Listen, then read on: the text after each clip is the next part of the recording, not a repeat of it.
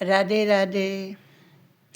नमो नमो परमात्मा, नमो नमो गुरुदेव, नमो नमो माता पिता, गुरु चरण की से। गजानंद आनंद करो, सुख संपत्ति में सिर, दुर्जन को सज्जन करो, नोत जिमाहू की। ओम गणेशाय नमः, ओम सरस्वती देव्याय नमः, ओम गुरुदेवाय नमः। सियापति रामचंद्र की जय, उमापति महादेव की जय, वृंदावन कृष्ण चंद्र की जय, पवन सुत हनुमान की जय।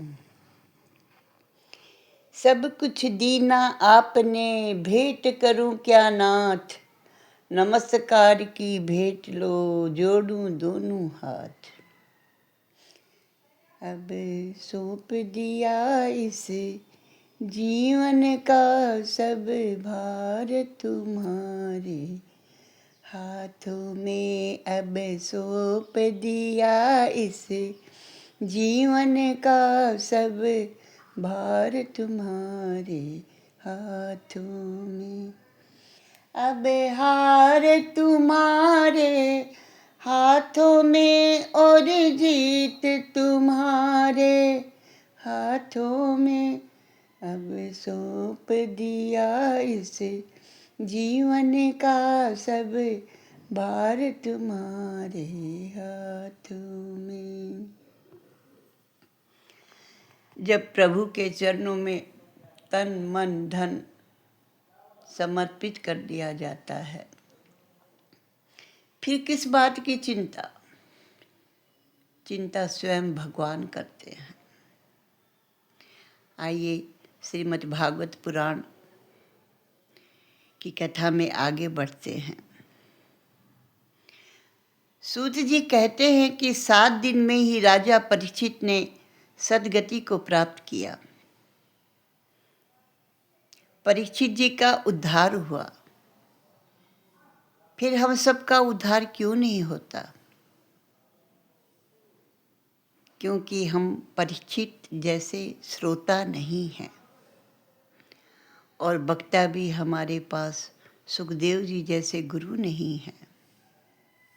उद्धार बने तो कैसे? ऐसे हम सब परीक्षित हैं। जब जीव गर्भ में आता है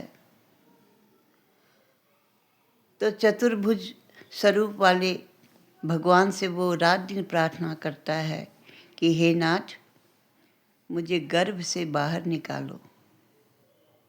मैं सदा आपका पूजन करूँगा, सदा आपका सत्संग करूँगा, सदा आपके नाम का सुमरण करूँगा।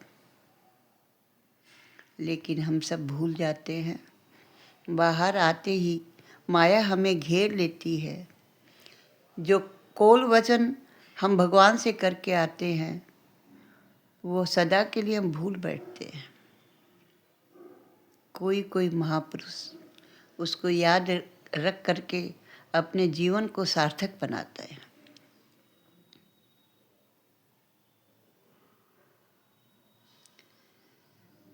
जब जीव गर्भ में आया, जिसने मेरी रक्षा की, वह चतुर्भुज स्वरूप वाले पुरुष कहाँ गए? परीक्षित ने जन्म होते ही उन्हें खोजना आरंभ किया। ऐसा कहते कहते ईश्वर की खोज में निकले वह जीव परीक्षित है। परीक्षित यानी भगवान के दर्शन के लिए आतुर हुआ जीव। परीक्षित जी की आतुरता का एक कारण था कि उन्हें मालूम हो गया था कि 7वें दिन मेरी मृत्यु होने वाली है। तक्षक नाग मुझे डस लेगा। जीव मात्र को तक्षक नाग डसने वाला है।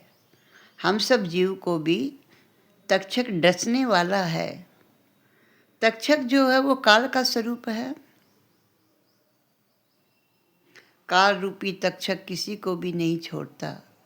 वह 7वें दिन डसता ही है। सप्ताह में कुल 7 दिन ही होते हैं। इन्हीं 7 दिनों में 7 वार में किसी भी दिन काल हमको अवश्य डसेगा। फिर परीक्षित की तरह हम काल को नहीं हमें भूलना चाहिए। कोई भी जीव क्यों न हो, उसे काल का भय अवश्य लगता है। मृत्यु का भय केवल मनुष्य को नहीं, ब्रह्मा जी तक को काल का भय लगता है। श्रीमद् भागवत शास्त्र जो है मनुष्य को निर्भय बनाता है। भागवत में लिखा है कि ध्रुव जी की मृत्यु के समय उन्होंने मृत्यु के सिर पर पांव रख करके और वो बैकुंठ को गए। राजा परीक्षित भी समाप्ति में बोले कि मुझे अब काल का कोई भय नहीं है, मुझे काल का भय नहीं लग रहा है। भागवत सुन करके परमात्मा के साथ प्रेम करने पर उन्हें काल का भय नहीं लगा। जो भागवत का आश्रय लेते हैं, जो भगवान के चरणों में निष्काम प्रेम करते हैं, वो निर्भय बन जाते हैं। लोग मृत्यु को अमंगल मानते हैं, परंतु मृत्यु जो है वो अमंगल नहीं है। मृत्यु तो परमात्मा का सेवक ही है, तो अमंगल कैसे हो सकता है। ठाकुर जी को लगता है कि मेरा बालक अब योग्य बन गया, तो वो मृत्यु को आज्ञा देते हैं कि इस जीव को पकड़ कर ले आओ।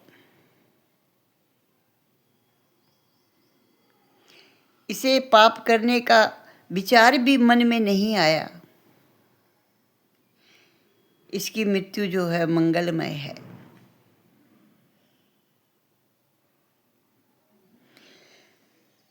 जीवन में मनुष्य मृत्यु का सच्चा भय नहीं रखता, इसी से उसका जीवन जो है बिगड़ जाता है और उसका मरण भी बिगड़ जाता है। अगर हम लोग मृत्यु का भय समझने लगे तो हमारा भी जीवन सुधर सकता है, अंतकाल भी सुधर सकता है। अंतकाल में मनुष्य को जो घबराहट होती है वह काल के डर से नहीं होती, किंतु अपने किए हुए पाप उसको याद आते हैं। पाप करते समय तो मनुष्य डरता नहीं, लेकिन पापों की सजा को भुगतने का जब समय आता है तब उसे भय लगता है। भागवत जो है मनुष्य को निर्भय बनाती है। मैं अपने परमात्मा श्री कृष्ण का अंश हूँ, मैं भगवान का हूँ। कुछ पैसे जेब में जब मनुष्य के आ जाते हैं तो मनुष्य की हिम्मत बढ़ जाती है। अगर हम परमात्मा को हमेशा अपने साथ रखकर फिरेंगे तो क्या हम निर्भय नहीं बन जाएंगे? इसमें कोई आश्चर्य की बात नहीं। भय के बिना प्रभु से प्रीति नहीं होती। काल का भय मन में रखेंगे, काल के मृत्यु के भय से प्रभु से हमको प्रीति हो जाएगी। पाप करने में मनुष्य जितना सावधान होशियार रहता है कि मुझे कोई नहीं देख रहा, उतना पुण्य करने में सावधानी बरतता नहीं। पाप अगर प्रकट हो जाए तो जगत में अप्रतिष्ठित हो जाऊंगा, ऐसा सोच करके पाप को वो एकाग्र चित्त होकर करता है। इसी कारण से अंतकाल में उसे पाप की याद आती है, तभी उसका जी घबराता है। उसे किए हुए पाप प्रत्यक्ष दिखाई देते हैं। वह समझता है कि मैंने मरने की कोई तैयारी नहीं की, मेरा अब क्या होगा। साधारण इनकम टैक्स ऑफिसर को हिसाब देना होता है तो मनुष्य को घबराहट होती है। ठाकुर जी की प्रार्थना करता है कि हे प्रभु, मैंने तो अलग अलग बही बना रखी है, परंतु तुम मेरा ध्यान रखना। 1 वर्ष के हिसाब देने में इतनी घबराहट होती है, तो फिर सारे जीवन का हिसाब देने में क्या दशा होगी। मृत्यु को उज्जवल करना हो तो प्रति क्षण को उजागर करना पड़ेगा। आँख का उपयोग करना होगा, धन का भी सदुपयोग करना होगा, वाणी का भी सदुपयोग करना होगा, तभी तो मृत्यु उज्जवल बनेगी।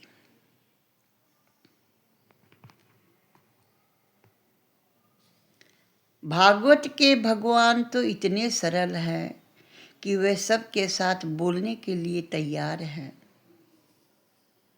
जबकि वे तो किसी अधिकारी के साथ ही बोलते हैं। भागवत शास्त्र मनुष्य को निसंदेह बनाता है। उसके बुद्धि से संदेह हमेशा के लिए खत्म हो जाते हैं।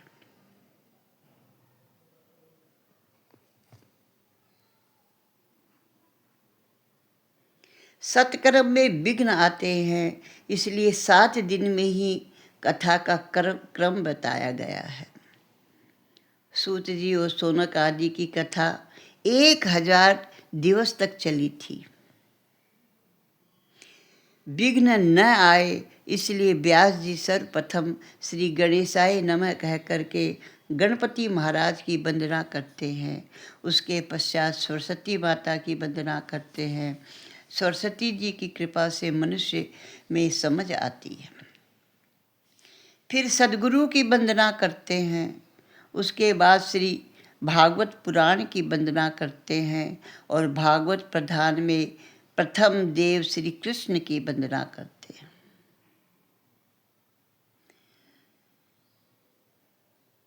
व्यास जी कहते हैं कि मैंने भागवत शास्त्र की रचना तो कर दी, परंतु इस ग्रंथ का प्रचार कौन करेगा।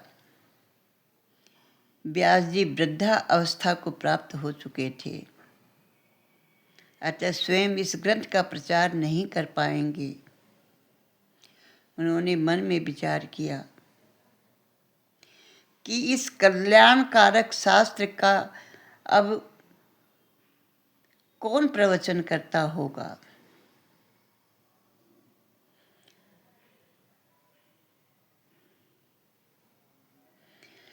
अब मैं प्रचार प्रसार करने के लायक नहीं हूँ।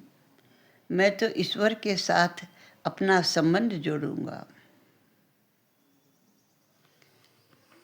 इस प्रकार व्यास जी विचार कर रहे थे।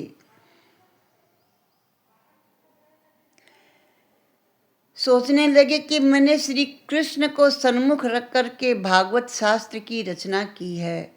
भागवत का ये प्रेम का शास्त्र है। इस प्रेम शास्त्र का प्रचार तो वही कर सकता है जो अतिशय विरक्त हो। श्री कृष्ण को छोड़ करके अन्य के साथ प्रेम करने वाली इस कथा के अधिकारी नहीं हैं।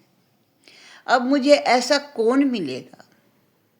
संसार सुख भोगने के बाद तो बहुतों को वैराग्य आता है, परंतु जन्म से जिसको वैराग्य हो, अब मुझे ऐसा कौन मिलेगा। मैं किसको इस शास्त्र का ज्ञान दूं जिससे जगत का कल्याण हो। ऐसा विचार करके वृद्धा अवस्था में व्यास जी को पुत्र प्राप्ति की इच्छा जगी।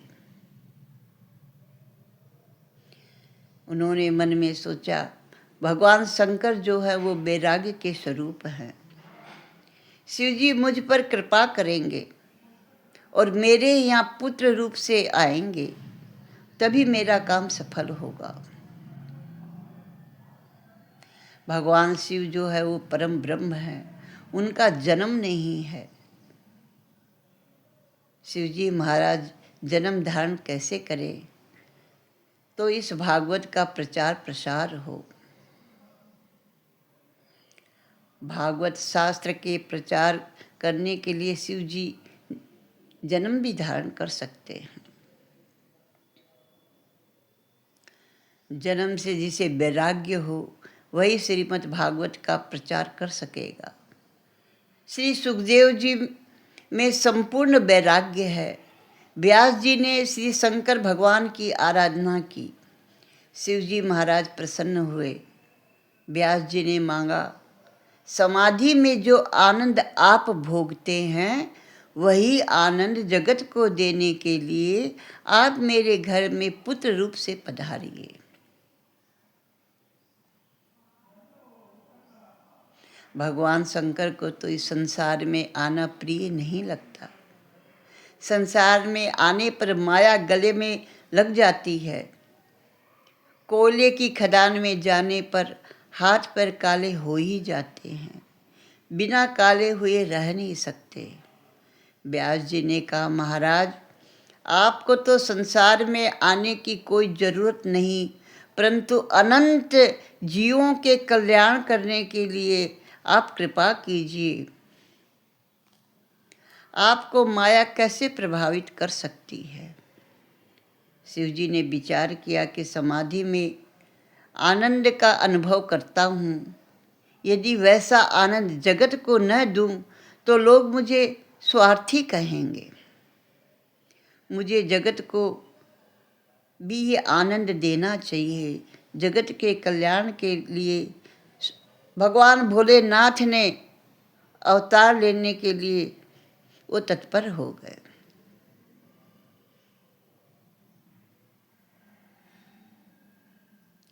सुखदेव जी भगवान शिव जी के अवतारी थे, अतः वे जन्म से ही पूर्ण निर्विकारी थे। जो जन्म से विरक्त होते हैं वही 16 आने वैरागी कहलाते हैं।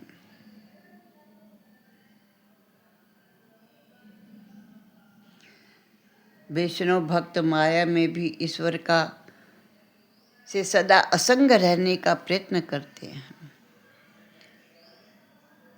भक्त जो है माया के साथ रहते हुए भी असंग रहते हैं। सुखदेव जी 16 वर्ष पर्यंत माता के पेट में रहे। माँ के पेट में 16 वर्ष तक परमात्मा का उन्होंने ध्यान किया। व्यास जी ने पूछा कि आप बाहर क्यों नहीं आते? सुखदेव जी ने उत्तर दिया, मैं संसार के भय के मारे बाहर नहीं आता, मुझे माया घेर लेगी। तब द्वारकानाथ ने उनको आश्वासन दिया कि मेरी माया आपको नहीं लगेगी। तब सुखदेव जी माता जी के गर्भ से बाहर आए।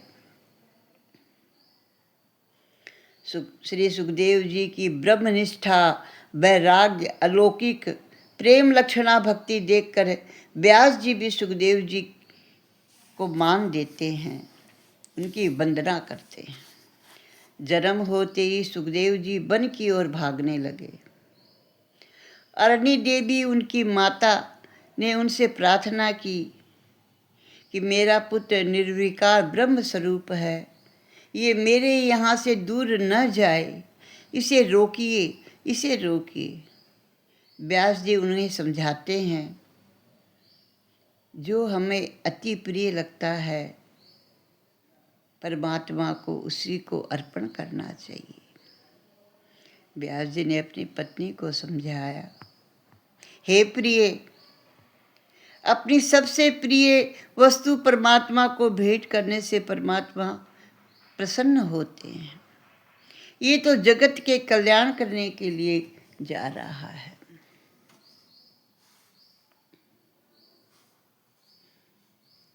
सर्वव्यापक हो चुके सुखदेव जी वृक्षों के द्वारा उत्तर पाते हैं, उत्तर देते हैं।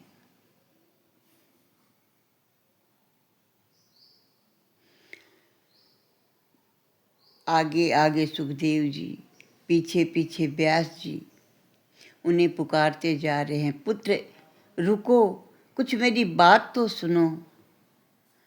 सुखदेव जी अपनी वाणी से उन्हें उत्तर नहीं देते, बल्कि वृक्षों के द्वारा उन्हें उत्तर देते हैं। वृक्ष कहते हैं, हे मुनिराज, आपको पुत्र के वियोग से इतना दुख क्यों हो रहा है? हमको तो देखिए, लोग हमें पत्थर मारते हैं, हम उन्हें फल देते हैं। फल हमारे पुत्र ही तो हैं। पत्थर मारने वाले को भी हम फल देते हैं। वही वैष्णव होता है। तो आप पुत्र वियोग से किस लिए रो रहे हैं? आपका बेटा जगत कल्याण करने के लिए चला है। व्यास जी अभी तक व्यग्र हैं, पर सुखदेव जी ने कहा, ये जीव तो अनेक बार पुत्र बनता है, अनेकों बार पिता बनता है, वासनाओं में बंध जाता है। अनेक बार पिता पुत्र स्त्री बनता है, अनेकों बार पूर्व जन्म के शत्रु भी घर में आ जाते हैं। अपनी वासनाओं के कारण ही दादा कभी पोता बनकर आ जाता है। वासना ही सदा पूर्व जन्म का कारण बनती है।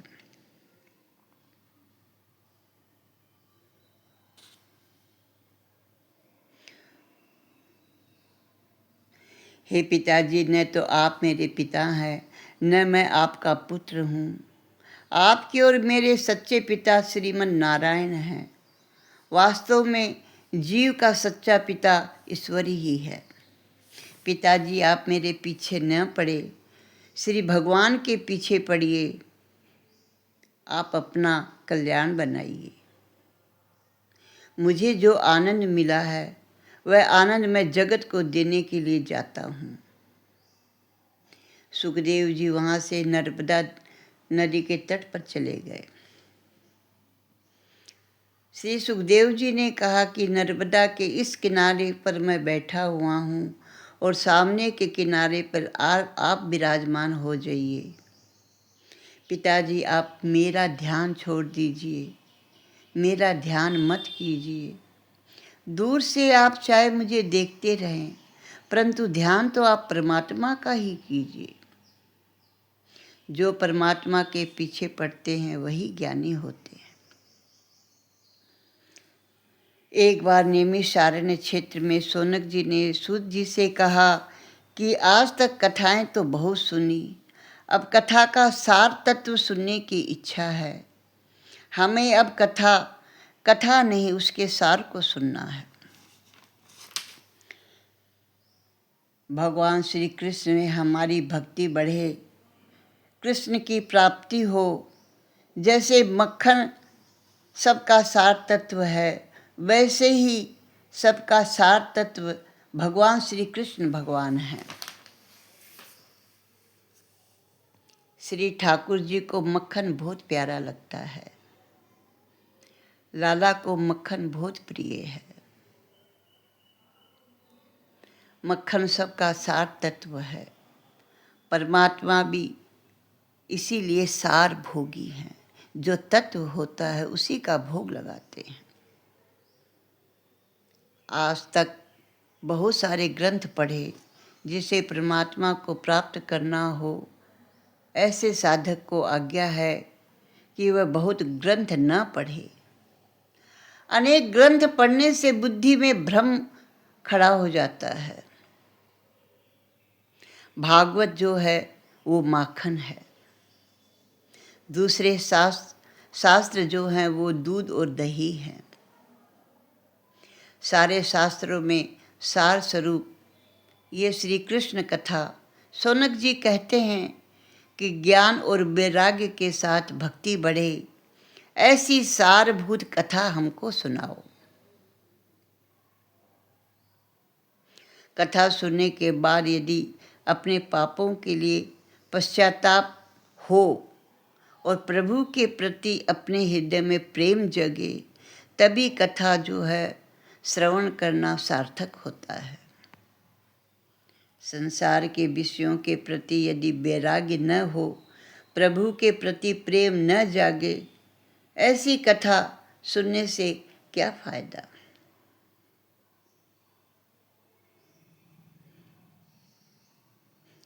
अनेक ऋषि मुनि वहाँ गंगा के किनारे बैठे थे, परंतु कथा करने को कोई तैयार नहीं हुआ। तब भगवान ने सुखदेव जी की प्रेरणा की कि आप यहाँ आ जाओ। सुखदेव जी में ज्ञान है, भक्ति है, वैराग्य है। भागवत शास्त्र प्रेम का शास्त्र है। प्रेम तो पांचवा पुरुषार्थ है। श्री कृष्ण के प्रेम में देहभान भूले तो मानो प्रेम सिद्ध हुआ।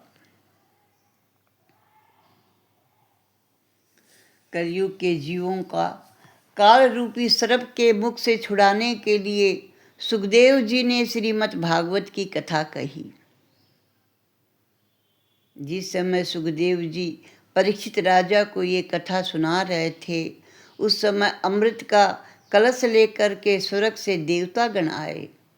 उन्होंने कहा कि स्वर्ग का ये अमृत हम राजा को पिला देते हैं, राजा अमर हो जाएंगे और बदले में आप हमें कथा अमृत दीजिए। सुखदेव जी ने परीक्षित जी से पूछा, ये कथा अमृत पीना है या स्वर्ग का अमृत पीना है? परीक्षित जी ने सुखदेव जी से पूछा कि स्वर्ग के अमृत पीने से क्या लाभ है?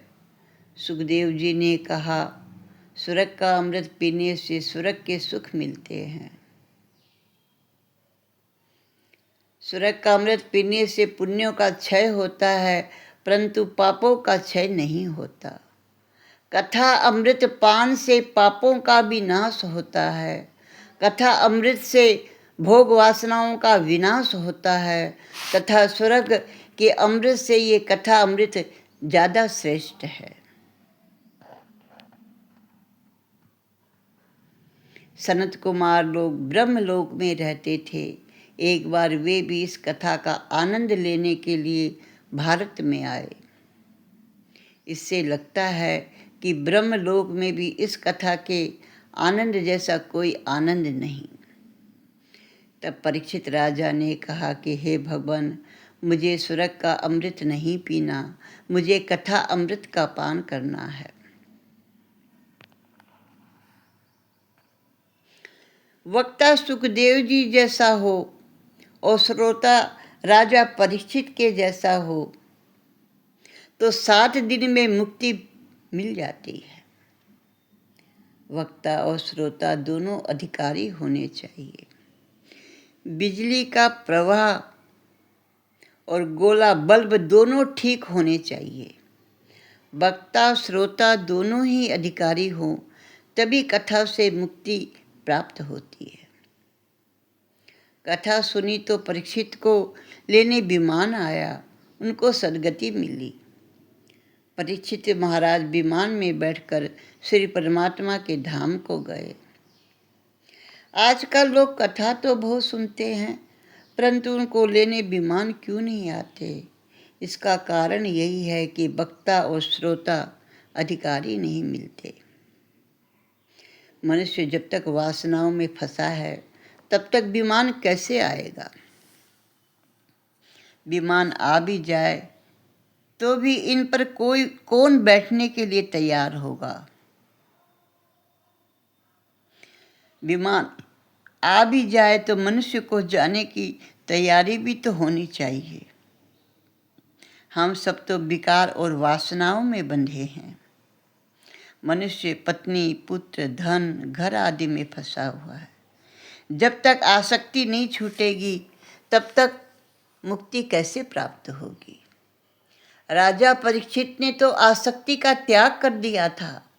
सब कुछ त्याग करके वो गंगा के तट पर अपनी मुक्ति के लिए बैठे थे। इसीलिए उनको लेने विमान आया।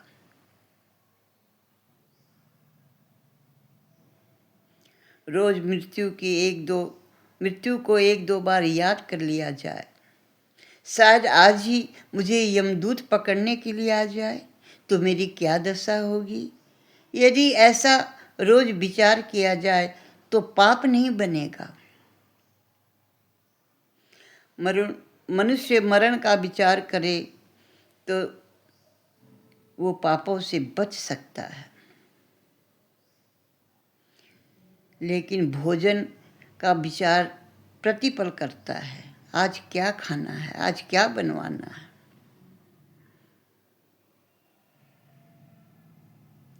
लेकिन उसे कभी याद ही नहीं आता कि एक दिन मुझे भी मृत्यु के काल में जाना है तो मैं अपना जीवन श्रेष्ठ बनाऊं।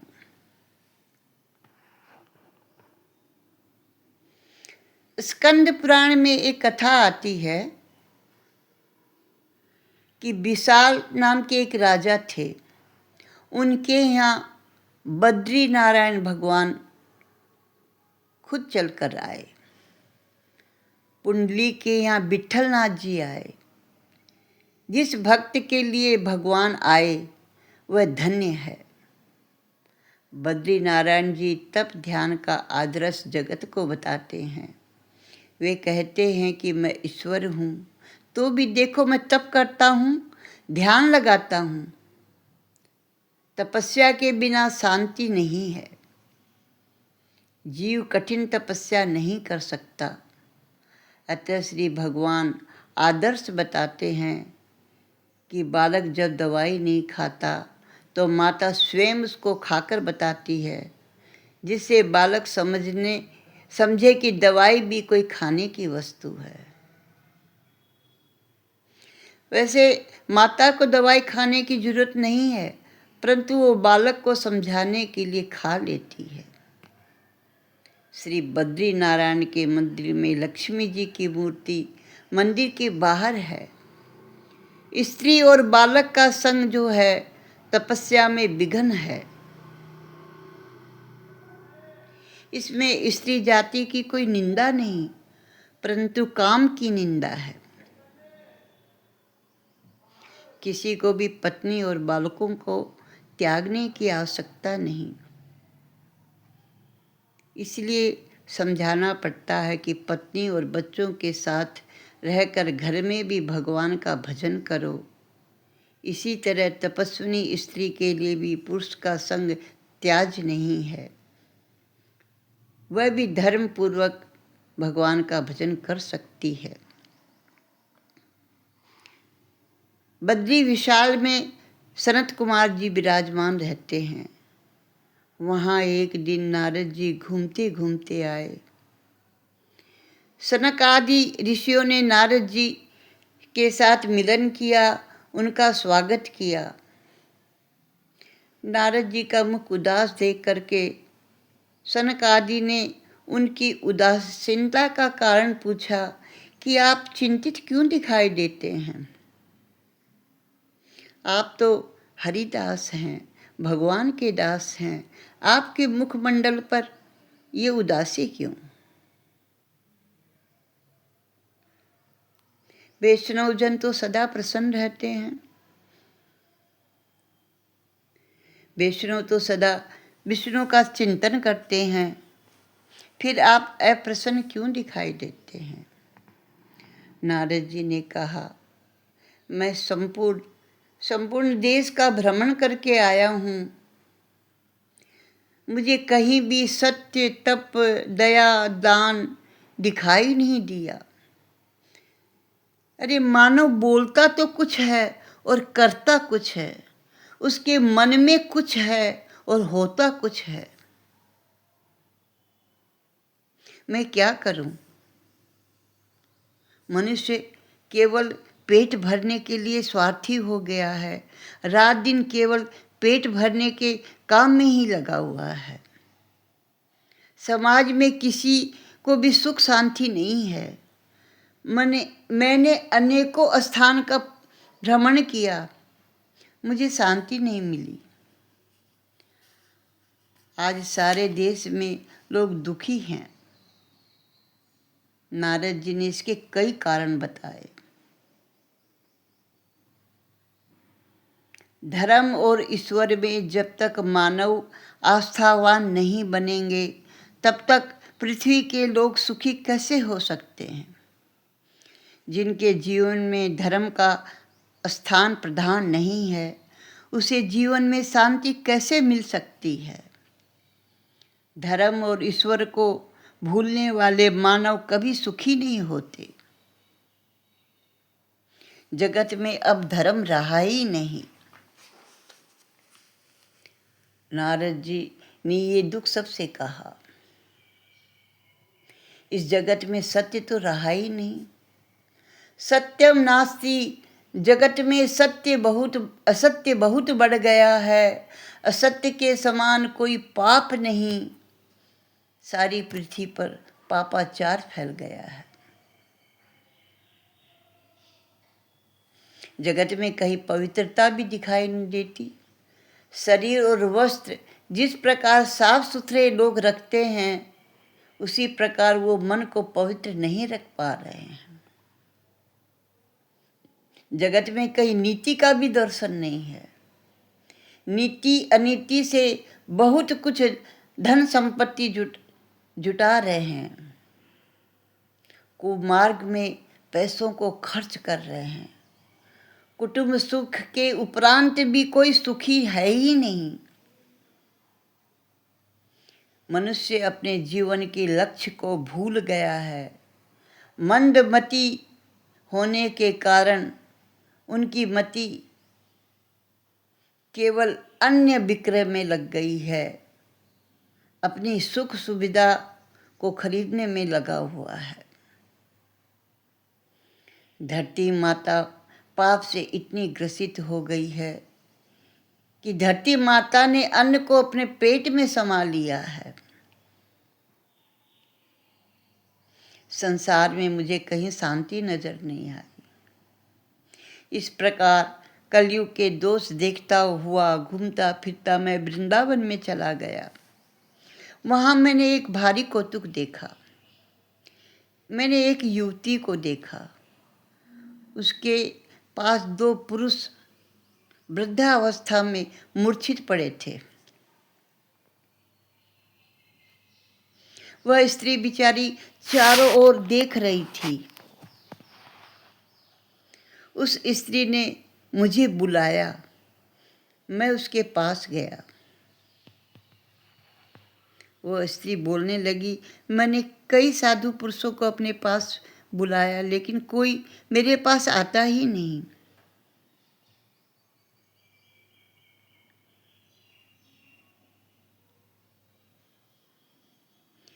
जो दूसरों के काम को सिद्ध करते हैं वो साधु होते हैं। स्वर्ण से भी अधिक मूल्यवान समय को मानो वो साधु है। जिसे समय की कोई कीमत नहीं, वह अंतकाल में खूब पछताता है। किसी का एक क्षण भी बिगड़ना नहीं चाहिए। इसलिए मैंने लोगों से केवल एक क्षण ठहरने के लिए कहा, लेकिन कोई मेरे पास ठहरा नहीं। नारद जी बोले, तब मैंने उस युवती से पूछा, हे देवी, आप कौन हैं? उस युवती ने मुझसे कहा, मेरा नाम भक्ति है।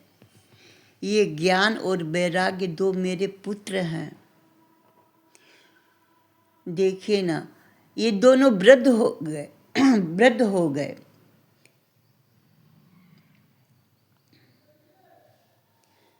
मेरा तो जन्म द्रविड़ देश में हुआ। वहाँ पर महान आचार्य दक्षिण भारत में प्रकट हुए। कर्नाटक में मेरा परिपालन हुआ, मेरी वृद्धि हुई, मेरे आचार विचार शुद्ध हुए। वहाँ भक्ति को पुष्टि मिली। कर्नाटक में आज भी आचार की शुद्धि देखने में आती है। भगवान व्यास जी को कर्नाटक के प्रति कोई पक्षपात नहीं, परंतु जो सच है उसी का वर्णन किया गया है। मेरी एक एक करके सभी इंद्रियां भगवान को अर्पण करनी है, ऐसी भावना से एकादशी का व्रत रखना चाहिए।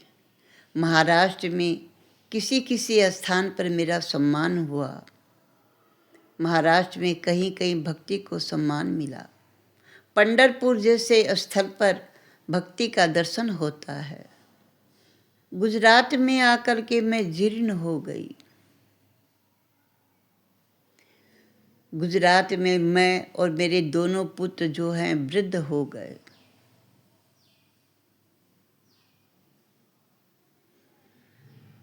भक्ति छिन्न भिन्न हो गई। भक्ति के प्रधान अंग जो नव है, उसमें प्रथम श्रवण है। केवल कथा सुन लेने से भक्ति पूरी नहीं होती। जो सुना है उसका मनन करना होगा। मनन करके जितना जीवन में उतारा है उतना ही भागवत श्रवण सार्थक होता है।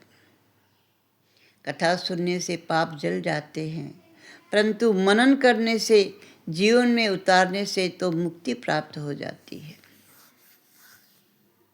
श्रवण भक्ति छिन्न भिन्न हो रही है क्योंकि मनन नहीं हो रहा। मनन नहीं करने से श्रवण नहीं होता। कथा कीर्तन में जगत अनासय ही विस्मृत हो जाता है। कथा में जब बैठे हो तो संसार व्यवहार के विचारों को मन से निकाल कर फेंक देना चाहिए। मैं अपने श्री कृष्ण के चरणों में बैठा हूँ, ऐसी भावना रखनी चाहिए। बंधन भक्ति अभिमान के कारण चली गई। लोग अभिमान के कारण किसी को बंधन नहीं करना चाहते। अभिमान बढ़ते ही बंधन भक्ति का नाश हो जाता है। सब में श्री कृष्ण की भावना रख करके सबको आबंधन करो।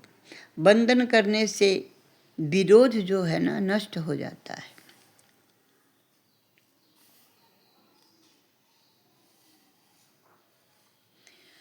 भक्त नरसिंह ने भक्त के लक्षण बताते हुए कहा कि सकल लोग में सबको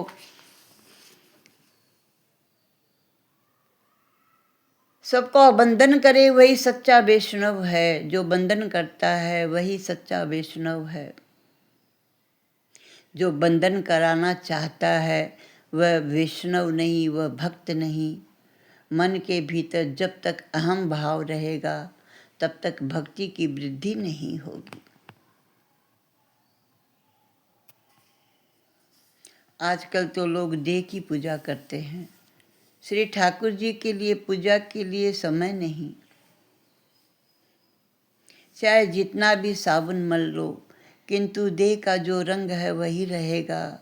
परमात्मा ने जो रंग दिया है वही रंग रहेगा और वही ठीक भी है।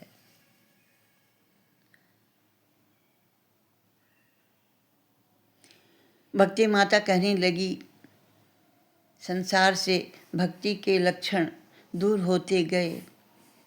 इस प्रकार भक्ति के सारे अंग का विनाश हुआ। भक्ति कहती है कि मैं घूमते फिरते जब वृंदावन आई तो मैं तो पुष्ट हो गई। इस वृंदावन भूमि में भक्ति का इतना प्रसार है कि मैं जवान हो गई, लेकिन मेरे दोनों बालक अभी भी मूर्छित अवस्था में पड़े हैं। भक्ति रो रही है। कलयुग में ज्ञान और वैराग्य जो है छीन हो गए, ये तो बढ़ते ही नहीं। ज्ञान और वैराग्य केवल पुस्तकों तक ही सीमित रह गया है। किसी के अंदर ज्ञान और वैराग्य है ही नहीं। नारद जी कहते हैं कि ज्ञान और वैराग्य को मूर्छा क्यों आई है, ये मैं जानता हूँ। इस कली काल में जगत में अधर्म बढ़ गया है, इसी से इनकी मूर्छा जो है जाती नहीं। वृंदावन की प्रेम भूमि में तुमको तो पुष्टि मिल गई। कलयुग में ज्ञान और वैराग्य की उपेक्षा होती है, इसीलिए वृद्ध जीर्ण शीर्ण पड़े हैं। ज्ञान और वैराग्य के साथ मैं भक्ति को जागृत करूँगा। ज्ञान वैराग्य के साथ मैं भक्ति का प्रचार प्रसार करूँगा। नारद जी ने ज्ञान वैराग्य को जगाने के लिए अनेक प्रकार के प्रयत्न किए, वेदों के अनेक पारायण किए, लेकिन ज्ञान वैराग्य की मूर्छा गई नहीं।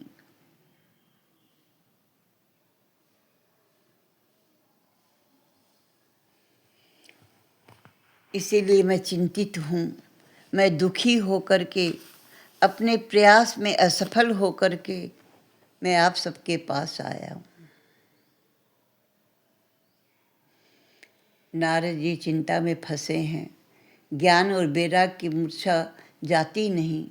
उसी समय आकाशवाणी हुई,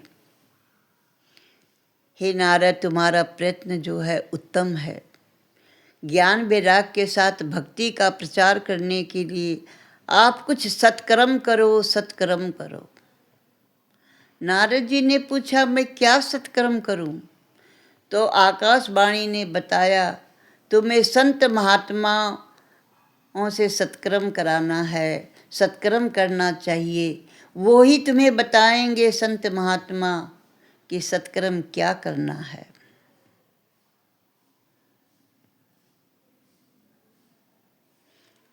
मैं कई साधु महात्माओं से भी मिला, लेकिन मुझे अपनी समस्या का समाधान नहीं मिला। इसलिए मैं विचरते विचरते बद्रिकाश्रम आ गया।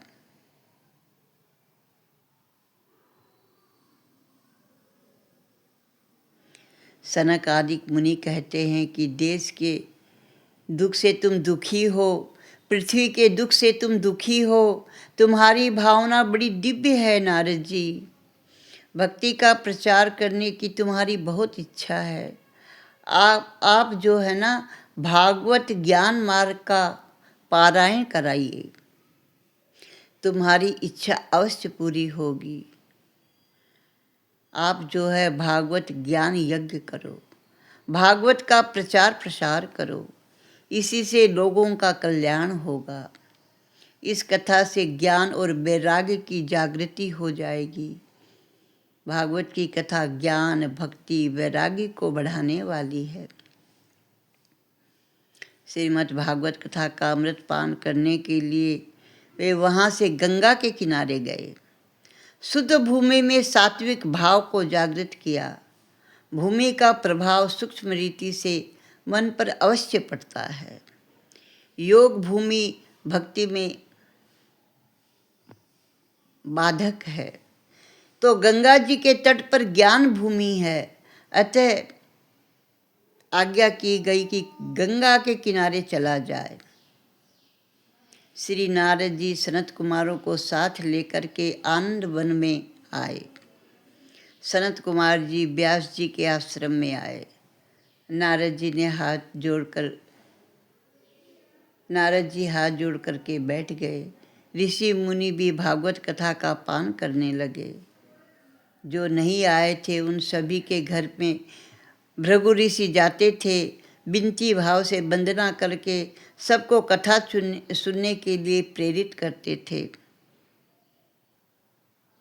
सत्कर्म में दूसरों को प्रेरणा देना ये एक बड़ा भारी पुण्य है।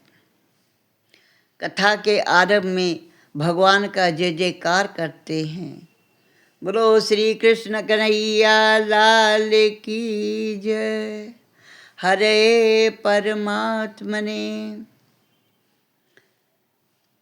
जय जयकार लगाने से, प्रभु का नाम उच्चारण करने से, शुद्धो उच्चार करते हैं। हरे नमः महामंत्र है। सारी प्रवृत्तियों को छोड़ करके मनुष्य ध्यान में बैठ जाता है। वहाँ भी माया विघ्न करती है। अनादिकाल से मनुष्य का माया के साथ युद्ध चलता आ रहा है।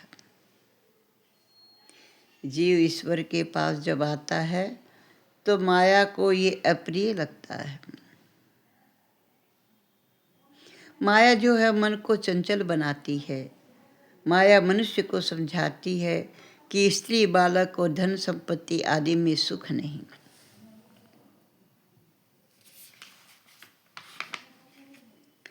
माया मन को चंचल बनाती है।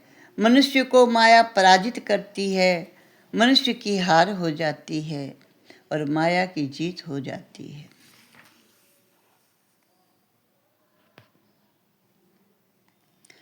भागवत की कथा प्रारंभ हुई। सभी संत महात्मा भागवत में मन को एकाग्र करके कथा का श्रवण करने लगे। प्रत्येक सत्यक्रम में आरंभ में शांति पाठ किया जाता है। विशुद्ध इंद्रियों में ही परमात्मा का प्रकाश होता है। इसलिए इंद्रियों को शुद्ध करके कथा में पवित्र भाव से बैठना चाहिए।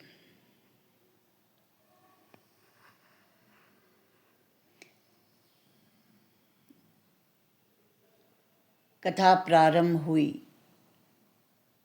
बड़े ध्यान में निमग्न हो करके सारे ऋषिगण प्रेम पूर्वक कथा का श्रवण करने लगे।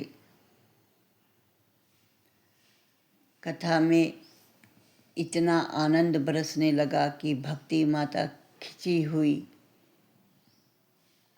बैठे हुए सभी ऋषि मुनि के हृदय में आकर के अपना स्थान बना लिया। कथा के 7वें दिन तक ज्ञान और वैराग्य दोनों युवा हो गए। ये है कथा का महात्म।